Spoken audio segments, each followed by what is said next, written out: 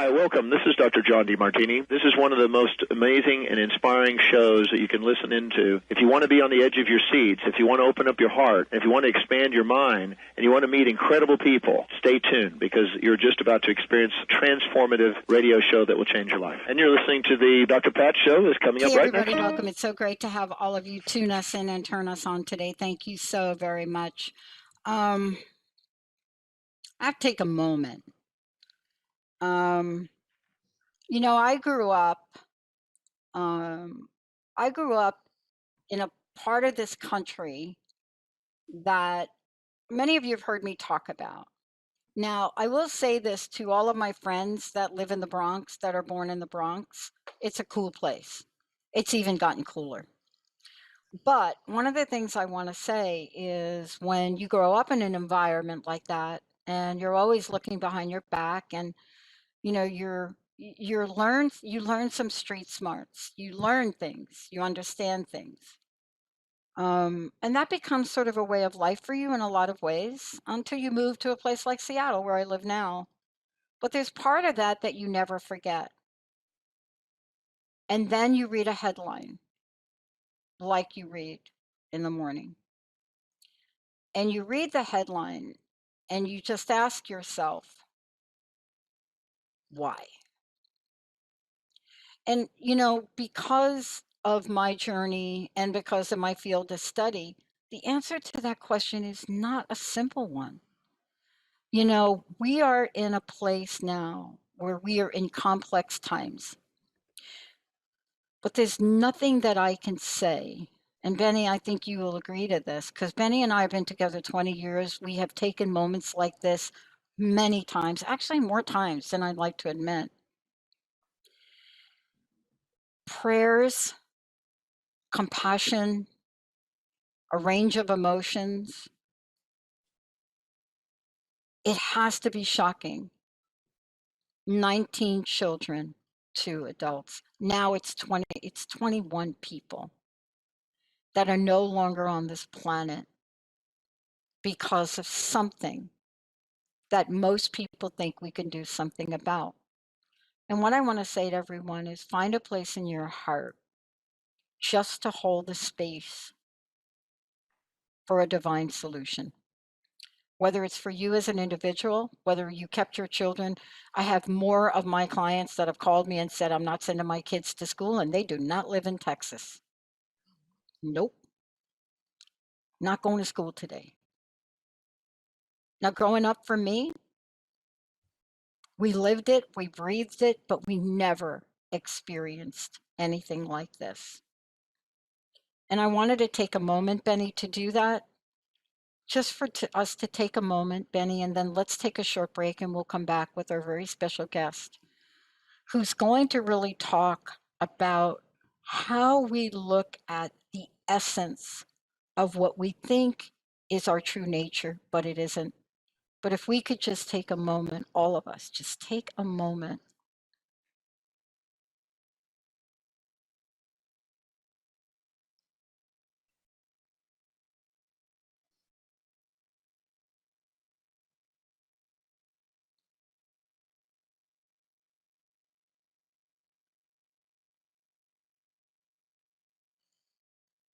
All of us here at the Transformation Network, I'm sure Benny will agree, our affiliates, 11:50 a.m., all of our networks, Facebook Live, those of you, all of you should know that this does not go unnoticed by us. That's why we keep doing what we do here on this network. That's why we are determined to go bigger than we've ever gone with positive messaging solutions. All of the above. But there's nothing that I could say that would wipe away the pain of what people are experiencing today. The mothers, the fathers, the grandmothers, the brothers, the sisters, the teachers. There's nothing I could say except I pray that there is a solution that we may not know about right now, but it'll be revealed to us. Benny, can we take a short break, please?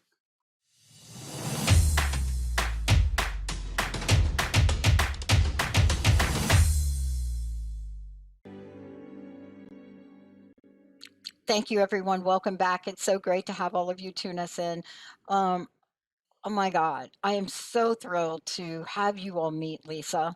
Lisa Haisha is joining me here today, a life coach, an author, a transformational street speaker, TV host, traveler. But there's something here that I love about this because, you know, I attempted to study spiritual psychology, but just saying, like, my school was not going to have any of that, but it didn't stop me.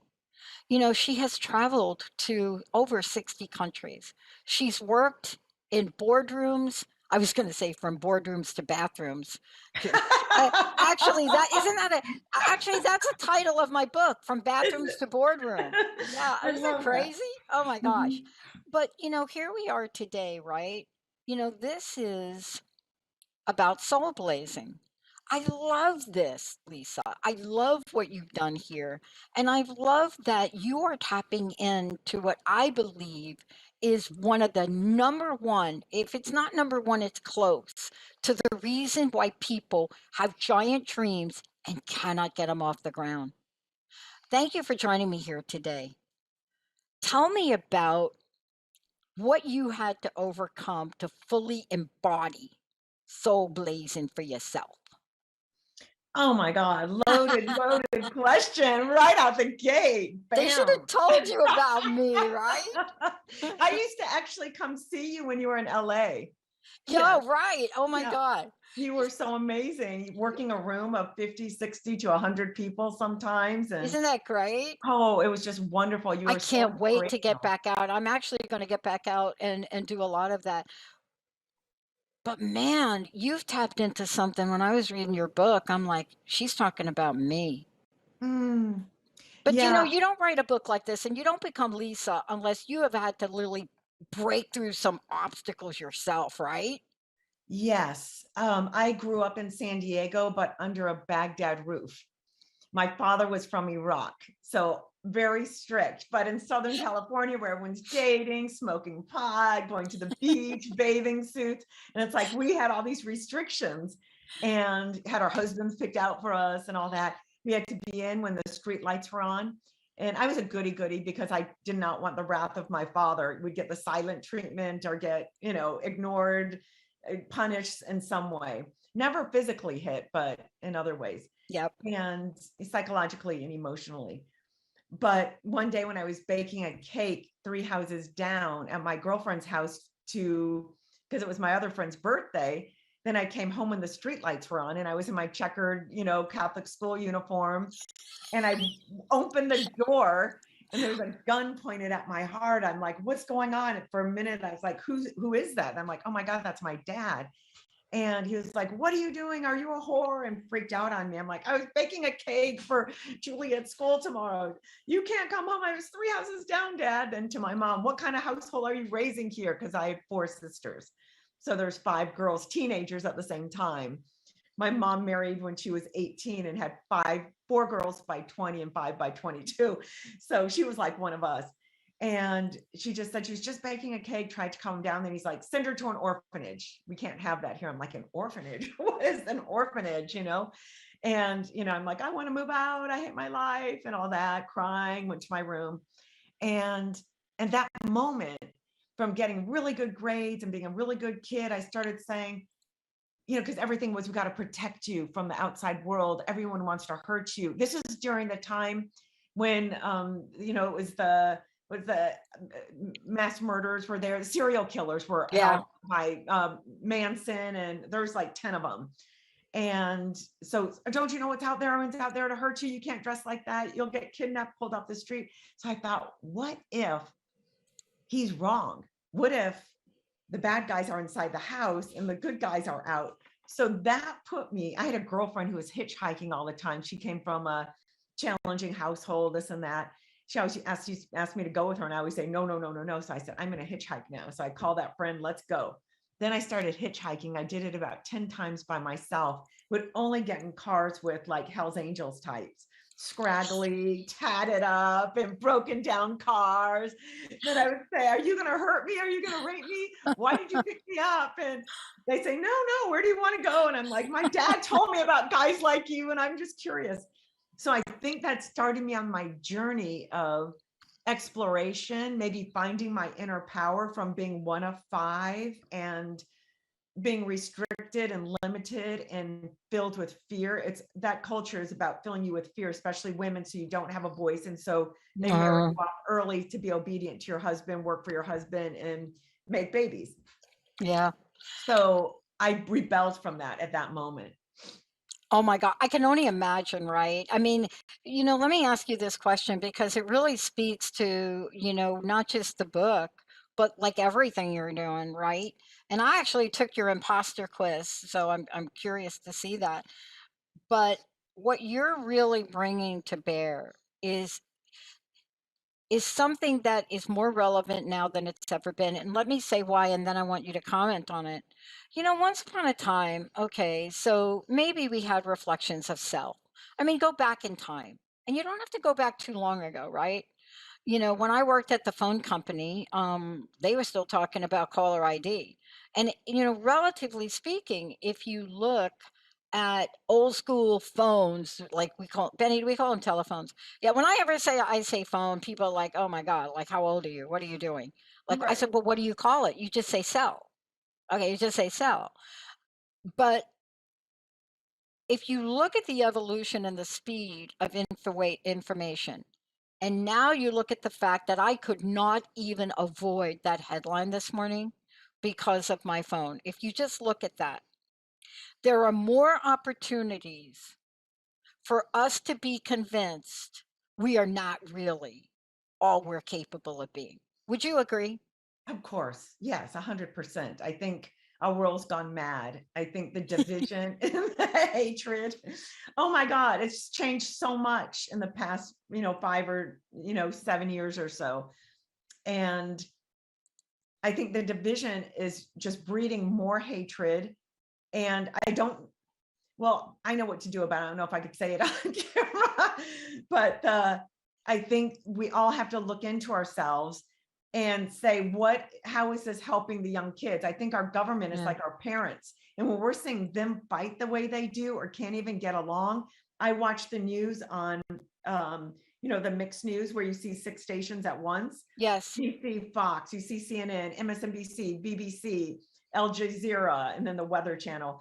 And you're looking at the headlines. It's like, I'm so glad you included the Weather Channel. Thank you. That's what's on. And I look at that, and you see Fox, Biden is destroying the world. Look at this and that. And you see CNN, Biden just trying to do these peace talks, helping to give to Ukraine so we could all get together and join. MSNBC is saying Trump did this and Trump did that, and we got to get him. He's on trial for this and that, and going.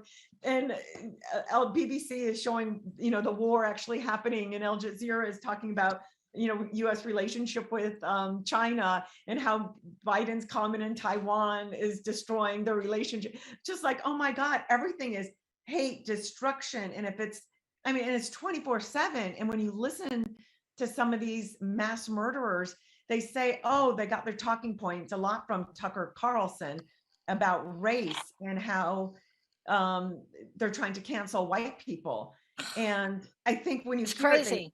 apparently he said it over 400 times. And I guess these kids are listening and saying, oh, we got to protect our nationality. And same with the insurrection. Everyone's thinking they're doing the right thing, protecting our country. A lot of the people who went, and I know a couple of people who went, and I'm like, what are you thinking? And they said now they're embarrassed that they did it. But they said at that time, they got caught up in it because it's just like juicy gossip. And they make it like you're in the end, you're on the inside on these texts and Telegram and stuff.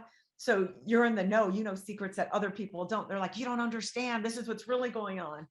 And I think the more that comes out, I'm just hoping in Russia, they stop the misinformation machine. And I think they're getting closer to it. Some of the top generals there now are looking into that. And I think that's bleeding down in. And if we could capture that, I think there's hope. But right now we need spiritual warriors more than ever out there. Yeah. I love that you're bringing this up because here we go, right? I mean, we're talking, of course, about SoulBlazing. But if you'd have asked me when I was a kid growing up, that I would be doing an interview, which we did several months ago, with the youngest member of the Ukrainian parliament, I would have said the what parliament, right? Somehow, though, the path, the soul. I love talking about the soul because I know so little about it and I'm so willing to learn. But what you've really outlined for us is the difference between showing up in the world with our full potential warrior shield, our special light, our beautiful mysticism, and our unwavering belief in getting what we need energetically by taking charge and understanding we're not always in control. Yeah, that is exactly correct. Thank you. Exactly correct. I'm Thank going through you. that right now with my daughter. I'm like, I am not in control of this. I am not in control of that. You have to let things go. And what you just said so beautifully is if everyone thought about the whole instead of just themselves or controlling, oh, if I go do this, I'm going to control the situation. We can't control situations. All we can do is control ourselves. If we bring peace into ourselves, and if each individual takes it on to take a morning routine to meditate, create their day. If you believe your thoughts create your reality, you would take this seriously. And I believe it does, because all these thoughts that all of our leaders are having then spew out to us is affecting our world. If everyone just said, all of us want peace, all of us want a good life, all of us want to be, want to see our kids thrive and see the next generation thrive, our planet thrive, we'd all be on the same page. I just think it's politics and power. And people don't understand we could all be in power if we take care of ourselves first and our family, our neighbors, and then the world. I have some people going, I'm going to go there and fight. I'm going to do this. I'm like, look at your house. You're fighting with your wife all the time. Look at your children. They're going through this. And you're not even there for yourself. Do you meditate? Do you do something? Do you walk in nature? Do you write out what you want your day to be like, what you want your month to be like, your year to be like? Who are you first, not your goals? Everyone's about doing these days instead of being. If we all go, who am I being in this moment? Who am I? I don't think some of these who I consider monster politicians even understand the harm they're causing. And if they just turn to switch to say, I have children too. What kind of world do I want our world to live in? We could all get together. And on both sides are, there's so much vitriol because so much has happened. It's like a dysfunctional family. So if each of us individually say, we're not going to buy into that and we're going to create our own reality and the spiritual warriors come through, I think we have a chance. It's so interesting because, as I'm looking at this and I'm reading your book, one of the things I'm really struck by is understanding what you mean in the relationship. If we could take a moment and talk about this, Lisa, for a minute, because you're bringing multiple things together. One, you're bringing soul together. You're bringing SoulBlazing together. But then you bring us to say, wait a minute, do you understand what I mean by imposter? Do you understand what that is? You see, there is a direct connection you're making in this book, and you don't really give us a lot of fluff. You're like, let me just tell you about this. And by the way, do you understand that this is operating? Can you talk to the point of how imposter and the idea, as you talk about it, our imposters either drive us to the place or guide us to the place that soul wants us to go, or maybe not so much, or maybe not so quickly. Yes. I equate it with the imposters live on the stage of your brain. And when I say imposters, they're showstoppers. They want to run the show. Either they run you or you run them. And the imposters to me are your ego. And they're those thoughts in your head every day of I'm not good enough. I'm not smart. I've got to do this. And all these distorted thoughts of childhood. Every time something happened, it was like a scar. And then it's the imposters start growing and growing. And I think we have hundreds of them. But I narrowed it down to 7 that I was working with over about a 6-month period, over 100 or 200 people. And I started going, oh, where's their issue coming from? And these were the top ones. So I wrote those down just so we have a framework. But when you could put a leash on your imposters, I equate it with pit bulls. If you train a pit bull to fight, it's going to either attack you one day or kill someone else, jump the fence and attack people or other dogs.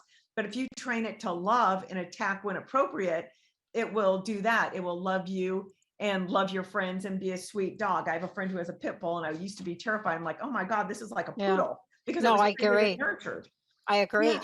And by the way, let's take the reverse if we could. Come on, I'm ready to play with you here. You ready? Okay. Yep. Let's take the reverse. I'm just saying. Please don't email me about this. All y'all with the small dogs, don't email me about this. I'll send you a picture of little Sadie and little Daisy and Linda's. But the opposite is true, right? You walk up to a little Opsa poodle thing that you just beautiful little Sadie, little small dog. And you look at her and you think, I'm just going to like pet her. Now, in Sadie's case, you can, but how often have we done that and Yes. shocked ourselves about the little dog that's like got the teeth coming out, right? Yes.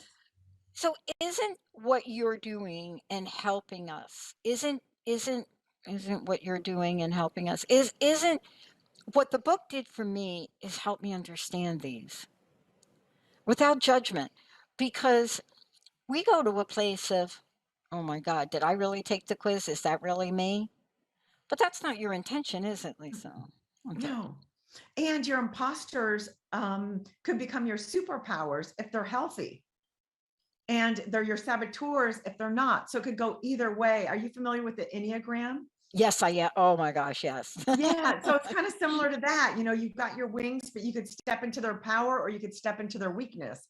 So, like, I was doing a teriyaki burger audition, and I really wanted it because it was going to pay a lot of money. And it was one of my first auditions, and I was first in line. It was open auditions from 9 to 5. And I went in. Then I gave my headshot and all eager, and they're like, okay, we want you to sit here. You're going to be typing. Then we're going to bring a phone over there, walk over there, pick up the phone, answer it, come back to your desk and say, oishi desu with your burger. But the whole time we want you eating your burger. I'm like, okay. And then I'm so nervous. So when they said action, I'm going, oh, do I eat first or does that look weird? Do I know how to mimic? How long do I type? How many steps do I walk? What do I say? Do I talk? And it was all in my head. And I sat down, then I said, okay, oishi desu. And they're like, oh, thank you very much. And as you know, in LA, that means you suck, go home, never want to see you again. And I'm like, I blew it. So I went home beating myself up. And without this terminology, it was like my narcissist was talking to my victim going, you are a victim. You went in there wanting to be liked and wanting to be loved and to be picked. I don't give a shit. I'm the one for the job. They need me. My overthinker is going, what are you doing? It's done. Let's, maybe you should go back. No, maybe you shouldn't. And going back and forth. So by the end of the day, I decided I'm going to go back. This is round 4. I changed my hairstyles, changed my clothes, brought a second headshot. We have several. And I went back towards the end. And then I gave my headshot to the casting director and she goes, oh, you look familiar. I said, oh, I work all the time, because now my narcissist I embodied. And she's like, okay, this is what you do, da, da, da, da, da. And I saw the Japanese men sitting there 5 in a row. And I went and did the same audition, but I did it with confidence and knew what I was doing in oishi desu. Then they said, wow, that was really good. And I said, thank you. And then as they were looking through the pictures, they said, wait, is this you? And I went, oh, that's my twin sister. I can't believe she was in here. She's a terrible actress. I do have a twin, but she doesn't act. And they're like, oh my God, she was bad. I'm like, I know. And then they said, you were great. I said, thank you. By the time I got home, I had the job. Now I'm the same person. So you could go through life being that victim. So if you have victim imposter, go, God, a victim imposter is also giving, loving, nurturing. But when you're dive into the ugly side, it's needy, not being able to take care of yourself, feeling like other people owe you because you're doing all these favors for them. So it's really about going, God, how do I make this work for me? Exactly. And it's really interesting when people meet me outside of here. I used to run into this all the time. Is like, let's say I go to a networking event or who knows, whatever it is. And I do whatever I need to do there professionally.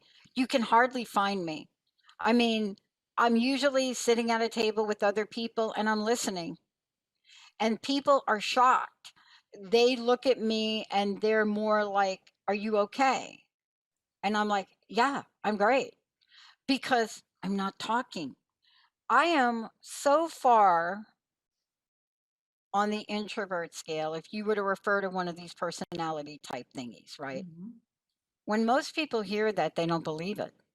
I believe it. They don't believe it. And what I try to say is, look, I have in my corporate career, I almost got fired from a leadership position because I scored so low, so high on the introvert scale.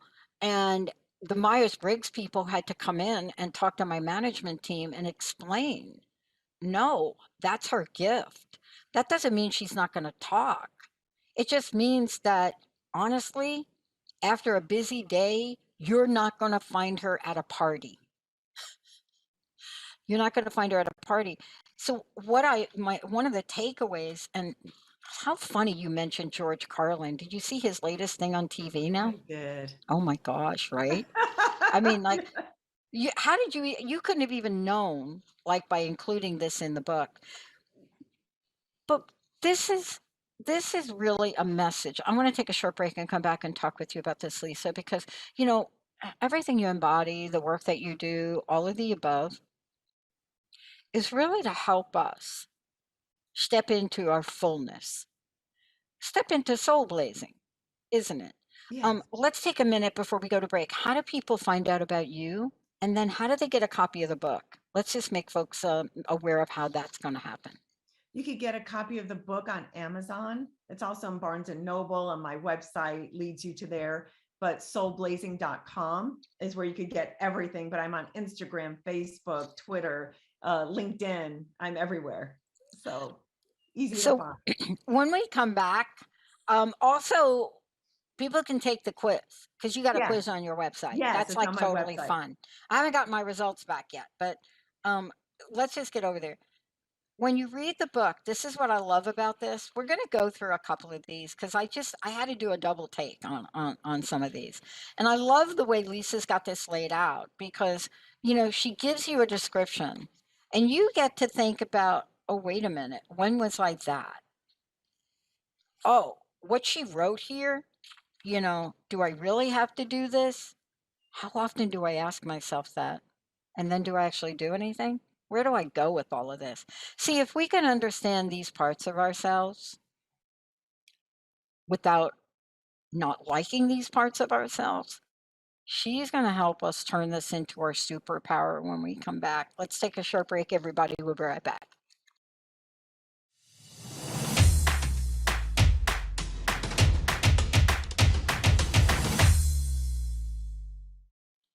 Welcome back, everyone. Oh my gosh. Like when I was reading the book, I'm like, okay, yep, I know when I'm that. Okay, I know when I'm that. Where do I stand on the fixer part? Do I think I'm a fixer? So I just want to say to everybody, and then Lisa, we're going to go over these, but also we're going to talk about, how do we use these? How do we create those superpowers? We're all capable. But one more time, how do we get a copy of the book for people? And then how do they find out more about you, what you're up to, how to engage with you? Well, you could get the book on Amazon, and it's also on my website, Barnes and Nobles. But you could reach me on all social media. I'm on Instagram, and I go by my name, Lisa Haisha. So Instagram, Facebook, Twitter, LinkedIn, other ones too. I think I'm on TikTok. I'm everywhere, Pinterest. So yeah, you could easily find me, but most active on Instagram. Awesome. So understanding the imposter, right? Mm-hmm. There's an end game. And don't you love that the whole Marvel thing actually called that last in the series Endgame? I mean, don't you Yeah. just kind of think about that a little bit? Um, there's an end game. And the end game is it's not a one size fits all. We all have our own version of that. But there is a part of us that sometimes, maybe almost often, maybe almost always, we have to tap into, especially at the really tough times, where we have to be able to call on our superpowers. Can you talk to what the imposters are? Just let's give them a mention, and how understanding ignites or can help us ignite our superpower, just the way you described with that audition, right? I mean, there's a part of me that enables me to show up 12, 13 hours a week, fully engaged with someone like you, enjoy every minute of it, but I don't know that I understand that. Can you just give us a little walkthrough? Yes, once you learn about your imposters, and again, as I mentioned earlier, I picked out 7: the victim, egotist, seductor, the joker, the fixer, the overthinker, and the judge. And all these are so common. And when you look at you got to just start analyzing yourself. I think a great exercise is keeping a little journal, especially in the morning. Do a meditation for 5 minutes and just sit there and without music, and just what thoughts are coming to me. And you're going to notice we have 40 to 70,000 thoughts a day. And it's like, most of them are negative. Most of them are repeated. What am I saying to myself? What are those thoughts? Writing them down. Once you understand your operating system, because that's really what these imposters are. So they've been coded into you. So once you start saying, oh my God, I'm thinking about, oh my God, look at Sally and her da da da da da. Oh, she's going to speak. Oh, she's awful. And da, da. Just comparing yourself. Oh, I can't believe the Kardashians, how they got so much money and they're so famous. They're not good at anything. All they do is sell their sex, you know. They're They're just good at throwing making America. money. They're good Right. at making money. That's their superpower. Exactly. So- By the way, so is Rihanna. Hello.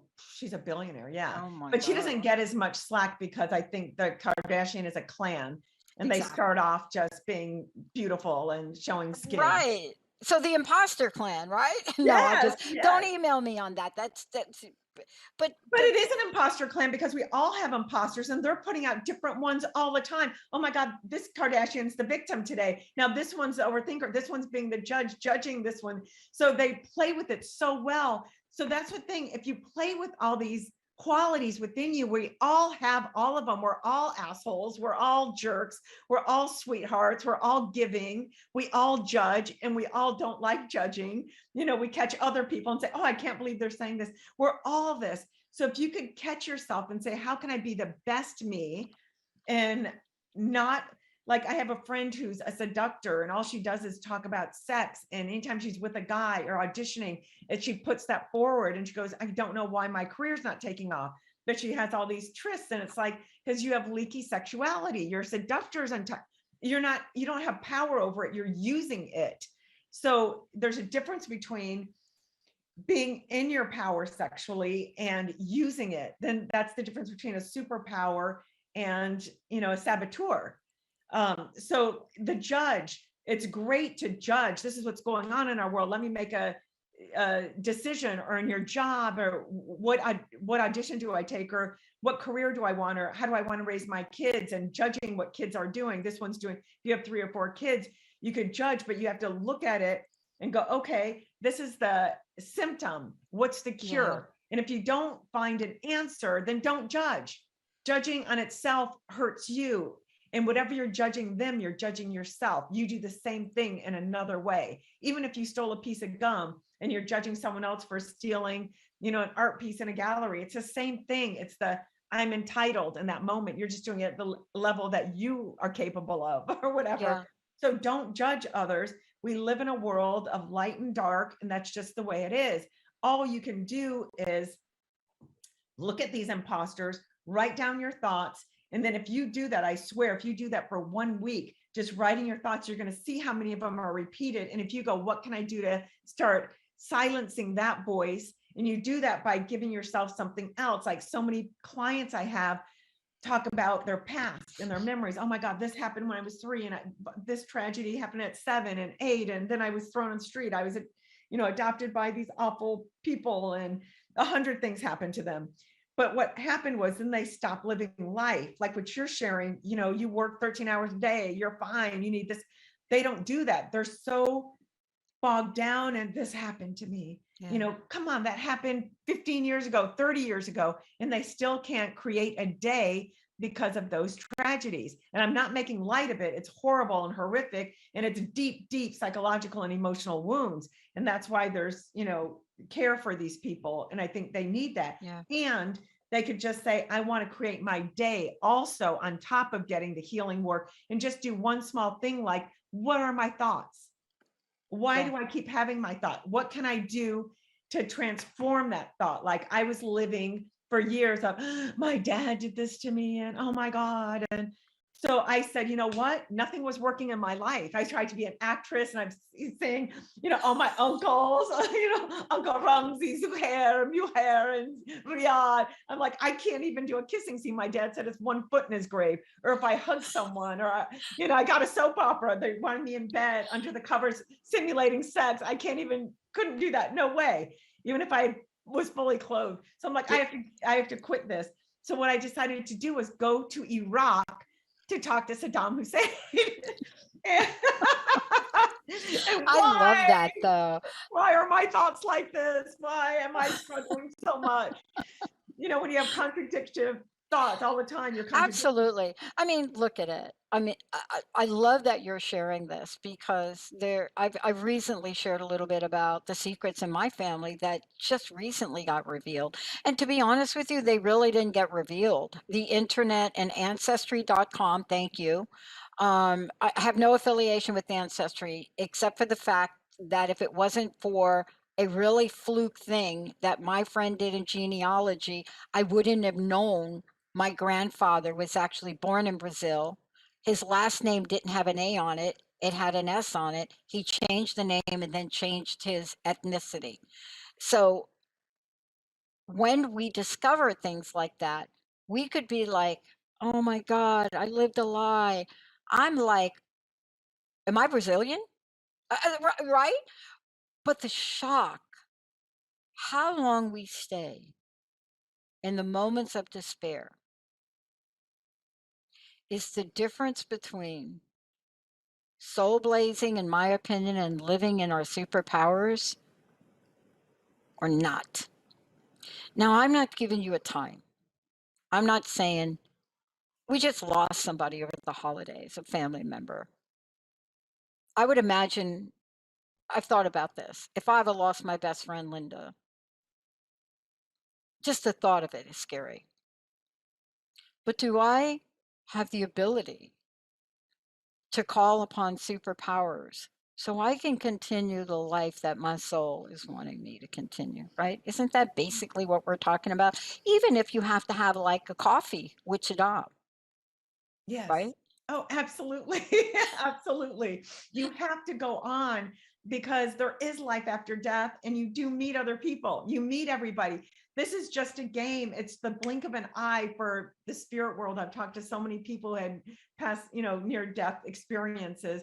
They all say they had a choice. A friend last week, it happened a few months ago, but I just talked to him.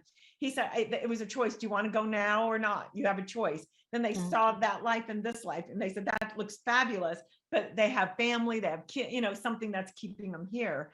So we don't have to go, oh my God, they're dead. They're not dead.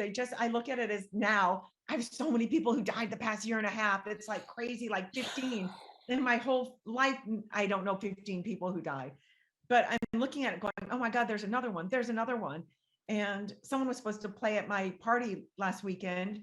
He was the main, he's a musician, and he was bringing several musicians.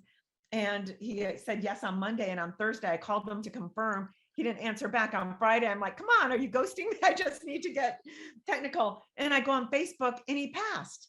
Oh my God. That happened with me and Pete Siegel. Benny, you remember Pete?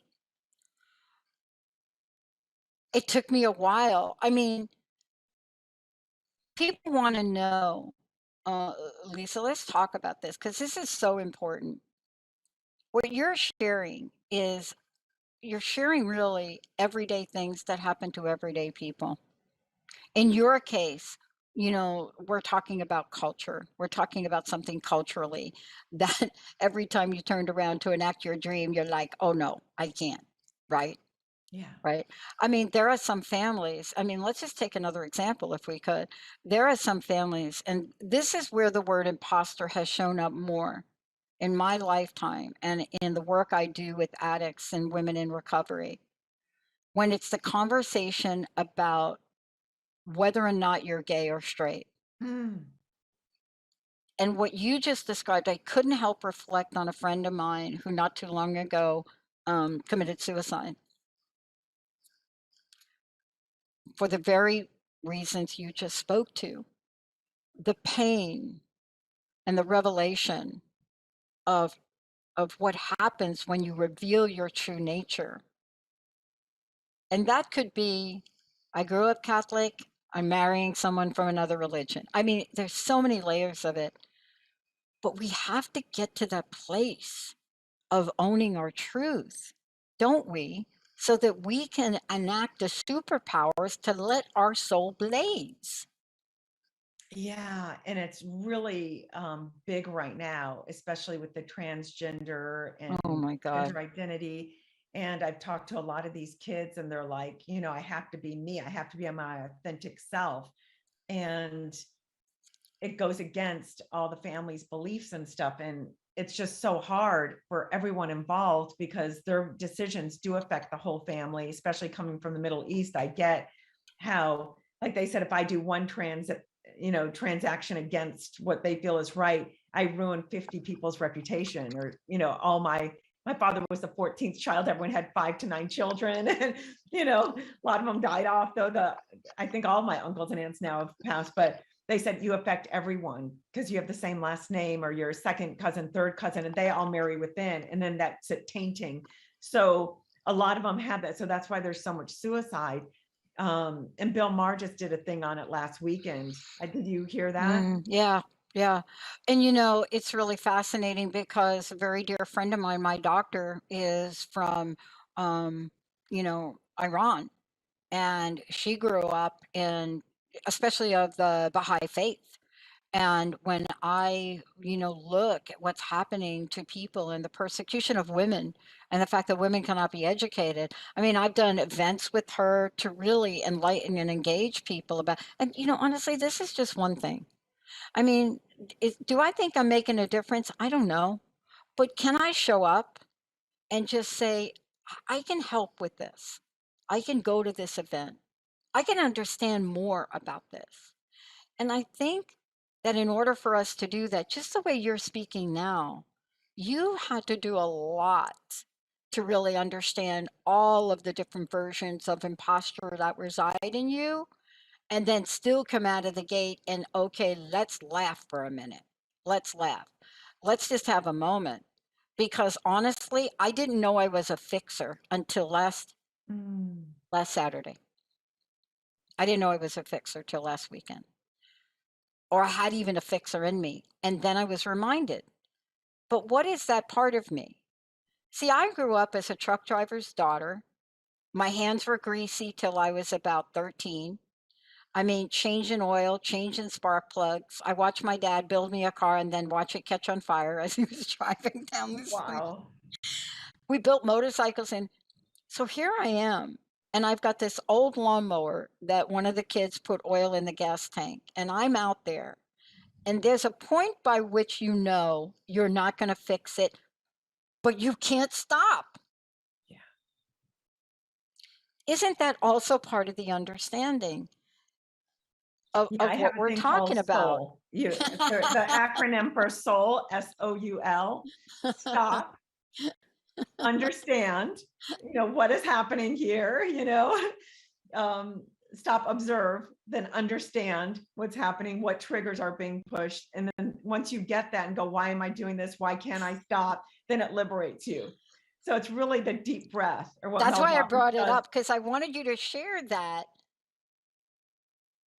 Because when you take us through the book, if we can get to the understanding of what you just shared, my gosh, how free do we feel? Talk about how free we can feel. Yeah, and we all do have to be our authentic selves. I think you just have to make sure that is your authentic self when especially kids make big choices. You know, that's a fine line of being there supportive and this and that. But we have to encourage everyone to be you because everyone else is taken. And you were a soul that came in and said, I have a job to do. And if people start saying, no, you can't do that, you can't do that, then who are you going to be? Depression, suicide, all that comes into play because your soul knows it can't fulfill its duty. So something gets, shut down. But I mean, mine was shut down by my father, I think, by all that. But then that took me on this journey. And after going to Iraq, I went to an orphanage in the small town of Tilcap where my dad was born. And I realized it's a small Christian town because he was like 2% Christians over there. All there was like a gas station, a liquor store, a church, a school, and an orphanage, and a bunch of caves that were attached to each other. And then everyone slept on those at night. And I went into the orphanage going, this is where he wanted to send me. So I started talking to those kids. And after talking to all of them, I started interviewing them, recording them. And I said, I don't know what I'm going to do with this, but they're like, you don't like us. Everyone's bombing us. And the world's against us. My dad lost his leg. My father died. My uncle died. This happened. All these things. I'm like, I'll memorialize your words. So I started interviewing them. Then I came home going, what am I going to do with this? But that led me on a 5-year journey to 15 countries, talking to kids in orphanages, then writing a book about it, and then traveling the world speaking about it. I gave it to schools and libraries because I just self-published. And then I moved to Barcelona and put my daughter there in first grade. And I gave it to some people there, and somehow the mayor got it since I was a foreigner there. They're like, oh, how are the foreigners' experiences? And oh, she has this book. He goes, come talk to me. And it was in front of 1,000 people. I'm like, what? I thought it was going to be in front of like 8 people.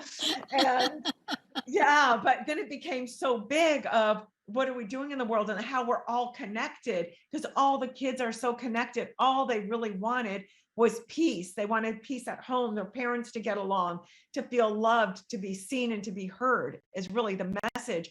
And if we could offer that to ourselves first, and then to our offspring, our friends, our neighbors, the whole world will change. Forget about, if I could, I would go to Ukraine right now and fight. It's like, oh, come on, stop. What can you do right now inside yourself? Do you meditate in the morning? Do you write down your thoughts? Do you do gratitudes every day? What are you grateful for? Do you think of a kind thing you could do for someone else? I do mind, body, heart, soul, something for each category of my life each morning. Reading something powerful, calling a friend, telling someone I love you, and all that could take 5 minutes or it could take 2 hours, depending on my day. So it's just a matter of being in the habit of it. So if you just do that and touch your feet on nature, on grass, hug a tree, be in nature, whatever problems you have, sit out there, talk to your authentic soul. This is my problem. You could handle it. You don't even need a life coach if you could get in touch that deeply with the power of the universe. And you have to realize you could do stuff, come up with it. The universe will assist you in everything if you come up with the idea and engage the universe to do it. I have done nothing on my own. I did not go to Iraq to go to an orphanage, to write a book, to travel to all these countries. And I was being drawn. The universe is saying, oh, here's a job. I got a job with a ball bearing company that started taking me all these places. I'm like, let me go to the orphanage and that wasn't me. It was a higher power. And then that turned me into everything. My whole life changed. And that is a great way to really bring this full circle, because that's the way I see my life. I used to say a saying that I am not the pilot, I'm the co-pilot. Now I'm like, no, I'm not even the co-pilot some days. I'm the passenger. Some days I'm in first class, but other days I'm like way back in the back. But the point is, I'm always keeping myself open. Lisa, thank you for today. Thank you so much. Again, how do people find out about you? And thank you so much for showing up today. Thank you. They could find me at soulblazing.com or on all social media, especially LinkedIn and Instagram at Lisa Haisha, and Barnes and Noble. You can get the book, Amazon. It's everywhere, but it's a great book to really help you uncover your false beliefs and really step into your superpower. I love it. Benny, we're going to take a short break. Daniel, when we come back, more with the Dr. Pat Show. You're going to want to take a look at this, because here's where we are. If you can understand these parts of ourselves and just follow what Lisa just said, sometimes you can do it alone, but I'm just saying to you, if you cannot, reach out, get some help. I've not been able to do much in my life without that. Let's take a short break. We'll be right back. Okay.